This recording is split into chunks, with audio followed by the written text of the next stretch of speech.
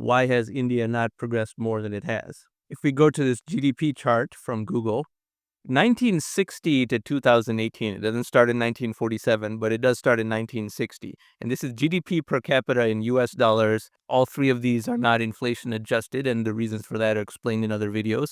But since we're comparing countries to each other and to the rest of the world, it's canceled out on both fronts. The gap between India and the rest of the world, and between India and the UK, is about the same in 1960 versus the present. In fact, India might even be a little bit further behind both the rest of the world and the UK. So we're talking about 58 years, 1960 to 2018, and the gap between India and the rest of the world is a certain amount. And between India and the UK is also a certain amount, and in 2018 it's the same. This is a logarithmic scale chart, so the same vertical distance between the two means the same geometric delta between the two lines. India has not gained any ground in terms of per capita GDP as measured in US dollars in relation to the rest of the world, of which India is a part, or the United Kingdom. That is stunning. This entire narrative of India being a high-growth economy today, etc., is not really very accurate. It is merely recovering from having been so far behind in the first place, but has not really gained any net ground since 1960. And this cannot be blamed on British colonization, because even if the early decades after 1947 were ones where India was still figuring out how to structure its post-colonial governance system and all that, fine, you could give them 30 years, even 40 years after that point. But what about after that? Shouldn't there be a big springback effect? We're now 74 years past that. The state of India in 2021 just cannot be attributed to colonizers who left in 1947, 74 years prior. And that point becomes even more stark when we consider the accelerating rate of change and the accelerating rate of economic progress, which I also have other videos on, as you can see from this tile up here. So we go to those charts. This is a chart you may have seen before if you've watched other videos on this channel. This is world GDP per capita in US dollars, taken in terms of years before 2050. So 100 years before 2050 was 1950, 200 years was 1850, and so forth. And the accelerating rate of change is evident. Green is what has already occurred. Blue is merely the continuation of the trend and where we will be by 2050 if the trend line does not break, and the trend line has never broke. Whether Great Depressions, world wars, all kinds of other disasters have intervened, this trend line has always reverted back to its long-term trajectory. So the British colonization of India starting in 1757 was about here, and it ended about here, okay? And note that this vertical axis is logarithmic as well. So the British left in 1947. This chart tells you that 80 to 85% of all economic growth for the whole world has happened after 1947. Again, I linked to that prior video of mine where I explain how half of all economic growth that has ever occurred has happened after January 1st, 2000, and therefore 80 to 85% has happened after 1947, and that is mathematically true just because of the effect of compounding of GDP growth. Just the law of compounding numbers. So if 80 to 85% of all economic growth that has ever happened has happened after 1947, then India had plenty of room in which to catch up.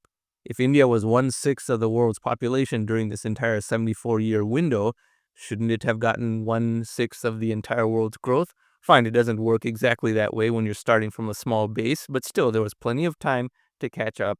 And therefore, the fact that India has not gained any ground on the world average or on the United Kingdom speaks volumes. And this just cannot be blamed on the British. People say, well, it'll take generations and generations for India to recover. I just don't buy that at all. Where the rate of economic progress is accelerating exponentially means all errors can be forgiven more easily, and the catch-up is far quicker and easier than it would have been when the curve was a lot flatter.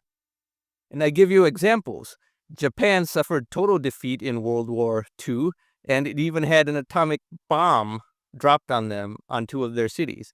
And fine, the percentage of the Japanese population that was killed in the atomic bombings of Hiroshima and Nagasaki was not a large percentage of the entire country's population.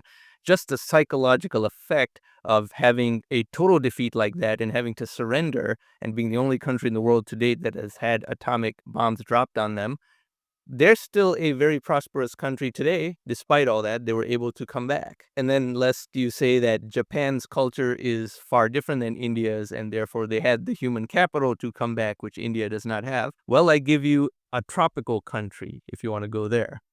Vietnam is a country that is the same or even more tropical of a latitude than India. Vietnam has been invaded by a number of foreign powers. First by France, 1946 to 1954, then by the United States, 1962 to 1973, then by China in 1979, and then they had a 10-year war with Cambodia, 1979 to 1989. So Vietnam has been in a constant state of war, either being invaded by much more powerful countries from the outside or at war with its neighbors, in a continuous state from 1946 to 1989.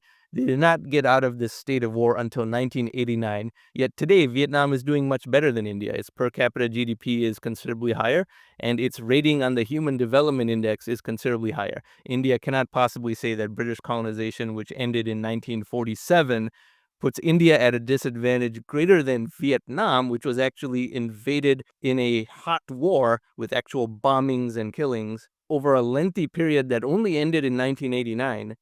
Vietnam was in a greater state of disadvantage at a more recent time than India was, yet Vietnam is doing better than India.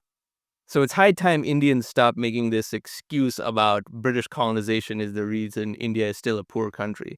That simply is not true. And for how long will that excuse still continue to be used given the exponential rate of economic growth of the world? Why can't India outperform the world average? And on the last point, which is that of remittances, because the British colonized India, a lot of Indian people speak English, and therefore they have been able to emigrate to other countries where English is used, whether this be the United States, Canada, Australia, New Zealand, Singapore, Hong Kong, the countries of East Africa, or anywhere else where the English language is used. Those Indians then send money back to India. And India is the largest recipient of remittances in total dollars, obviously not as a percentage of the economy. Remittances are only 3% of India's GDP, whereas for some smaller countries, it's in a double-digit percentage. But these are the remittances that India receives per fiscal year, and it's about $90 billion a year now, which is 3% of India's GDP. Notice this 3% number is relatively constant. And another $35 billion a year also go to Pakistan and Bangladesh, which were also parts of India that were colonized. So they have a history of colonization by the British that is identical to that of India. So those two countries combined get another $35 billion of remittances not counted in India's $90 billion a year. This is a substantial injection of capital into India's economy, and it's only possible because the British colonized India, enabling Indians to go to all other places that the British colonized, and Indians are doing well in all of those places. In fact, in the United States, as I mentioned before, Indians are the highest income ethnic group of all, bar none. Out of 95 ethnic groups categorized by the Census Bureau, Indians are number one in household income and number one by some distance as well. And I'll have other videos about that. So these are all the factors to take into account, and I really want a lot of the extremists to come over here and attack me from both sides, but then preferably attack each other, because there's a huge number of people who believe British colonization of India was a tremendously negative thing that is still holding India back to this day. I think I've done a good job of demolishing that argument. And there's other white nationalist types and white supremacist types and just Hail Britannia types who believe that Britain pulled India out of the Stone Age, and that's ridiculous as well. And India was, in fact, more advanced than Britain for all of the first millennium BC, the first millennium AD, and the first 5 to 7 centuries of the second millennium AD.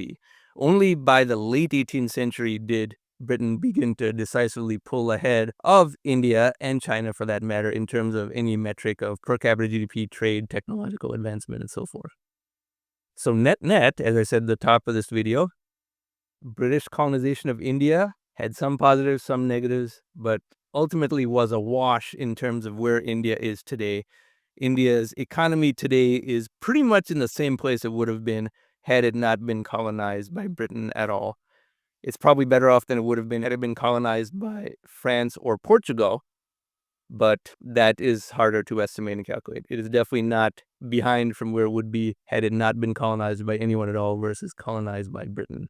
So this video is getting pretty long, but it's meant to be one of those epic videos that draw in a lot of new commenters and subscribers. And I hope the comment section has a lot of battles going back and forth. I'm not going to be participating much in the comment section because each fringe will accuse me of being part of the other fringe. And I've given, I think, as neutral and unbiased of an assessment as I possibly could, and very data-driven.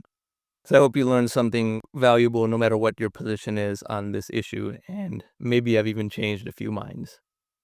If you like this type of content, I encourage you to subscribe to this channel. We cover a very wide range of topics on this channel, and thank you very much for watching.